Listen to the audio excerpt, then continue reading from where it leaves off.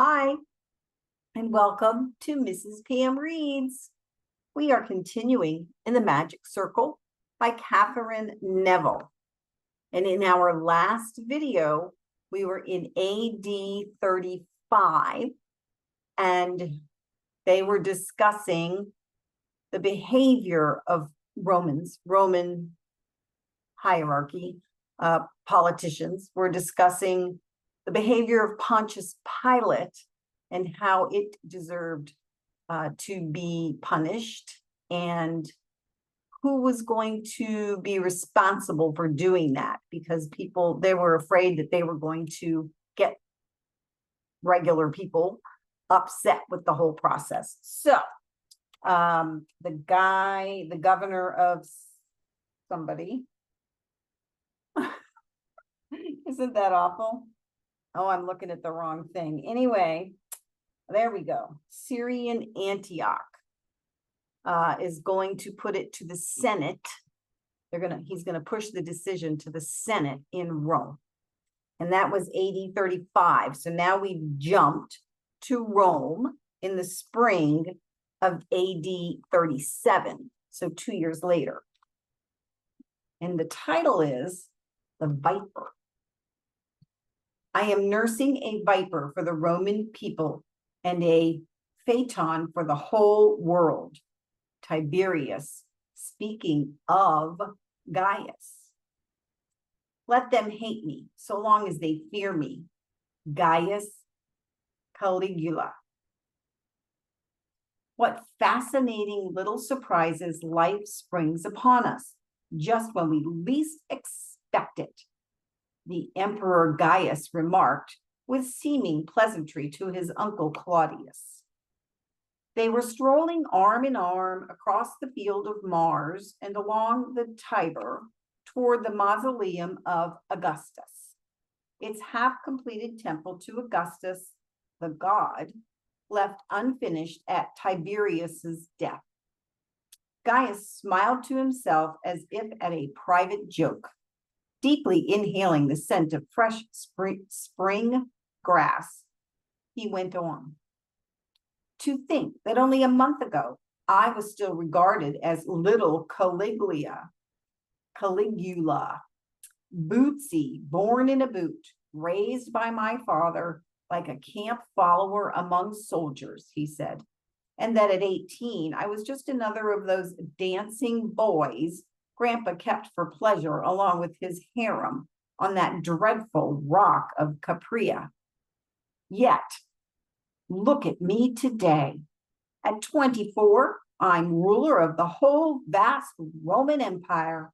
Wouldn't Mother be proud? Then his face suddenly clouded with black rage, and he snapped viciously. If only she'd been permitted to live long enough to see it. Given the imperial family's history, Claudius was hardly startled by this swift and violent mood change. He patted his nephew gently on the arm as they walked. Like the young emperor, whom everyone still fondly called Caligula, Claudius had spent his life wondering which of them, including himself, would be murdered next, and what other family member might be the one to arrange it. Wow. It is widely rumored, for instance, that before Tiberius succeeded to the throne, he murdered Germanius, Caligula's father and the brother of Claudius, in order to prevent Germanicus, as Tiberius's legally adopted son, who was favored by Augustus, from inheriting his place. Whew, that's a lot. But that was the last family member whose cause of death remained merely a rumor, including Caligula's own two brothers and his mother, Agrippina, whom Tiberius had openly ordered to be exiled, beaten, and starved to death. Naturally, I'll be suspected by some of complicity, Caligula added, referring to the death of his adoptive grandfather. It's true, I was there when Tiberius stopped at the country house in Misenum, I was there that night when he suddenly died. It was a case of indigestion. Following 3 days of banqueting along the road, but I admit it does look suspiciously like poison. And heaven knows I had as much motive as anyone to do the old goat in.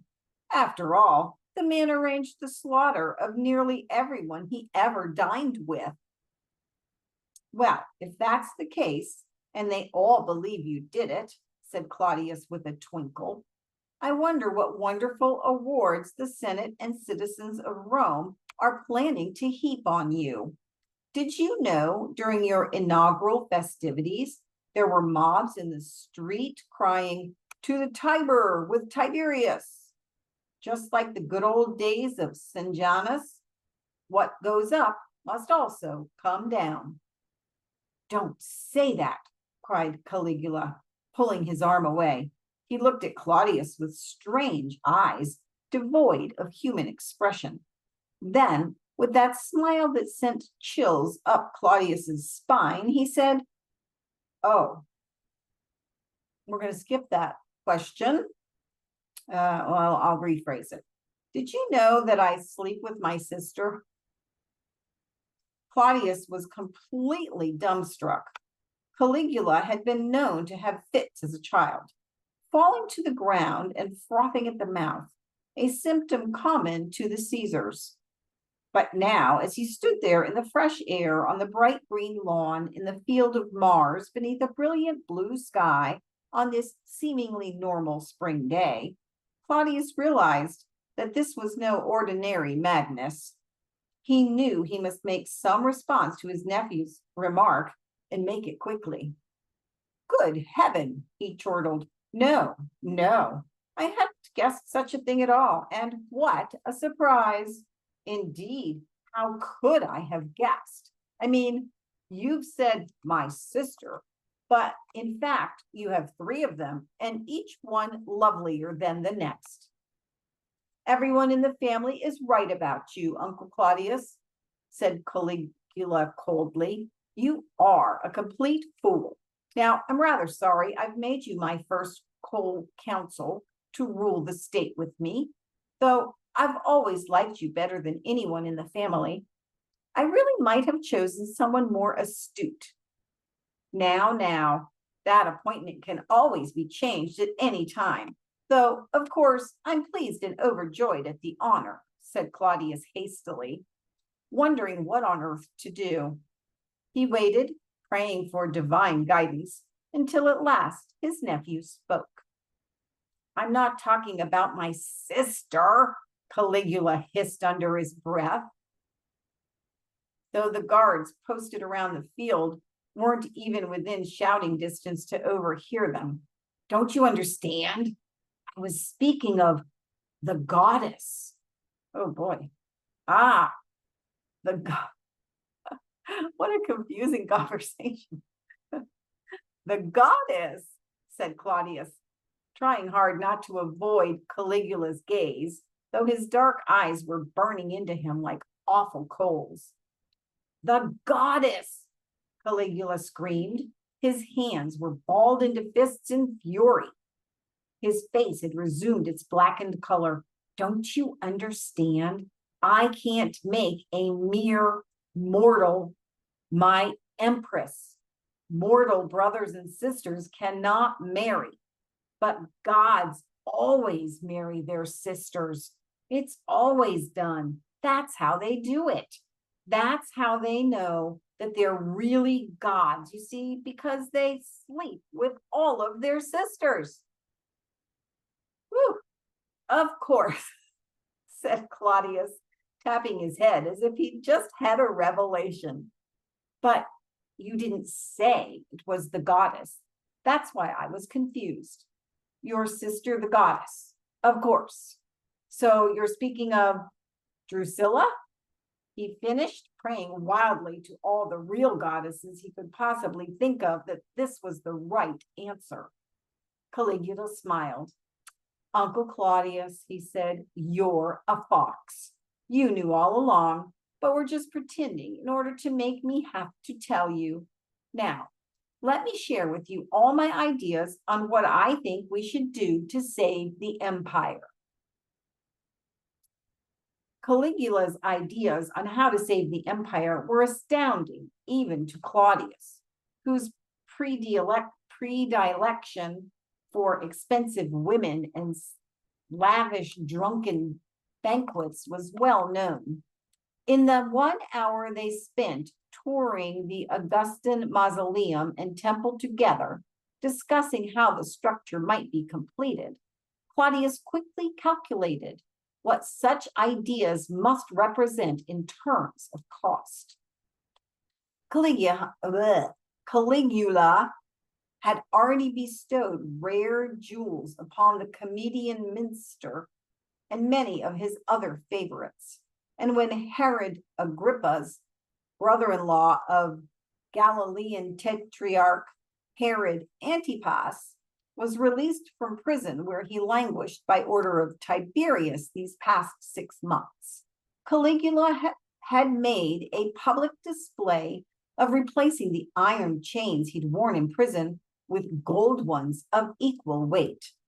If only a small portion of his other projects went forward as planned, Claudius calculated, it would consume all of Tiberius's private fortune, a legacy of 27 million gold pieces, and would substantially deplete the state treasury as well.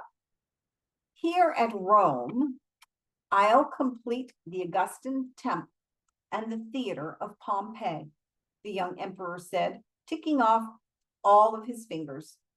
I'll expand the imperial palace across Capitoline Hill, connect it with the temple of Castor and Pollux, add an aqueduct for the gardens, and create a new amphitheater for Minster to perform in. At Syracuse, I'll rebuild all the ruined temples.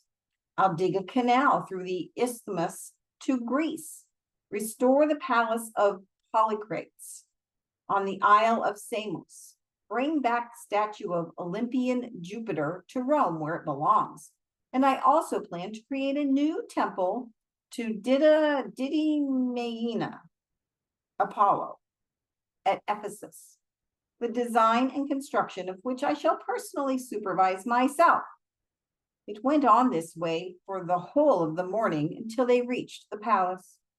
It was only then, once they were within Caligula's private apartments, that Claudius was able to ask a question that had been nagging his mind all morning.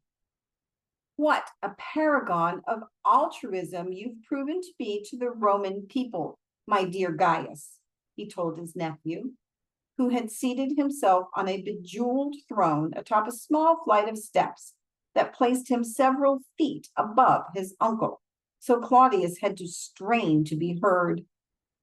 They will surely be gratified for their love and the faith they've placed in you. And you say you've arranged to resume the bread and circuses as resplendently as in the days before Tiberius put a halt to all such things? But the role of tax collector hardly seems your style. Therefore, it's clear you've had some clever way to replenish your coffers. You speak to a god about grubbing after money, Caligula replied disdainfully. Taking up the golden thunderbolt of Jove he liked to carry about at public affairs of state, he meditatively began cleaning his fingertips with it. All right, I think we'll stop there.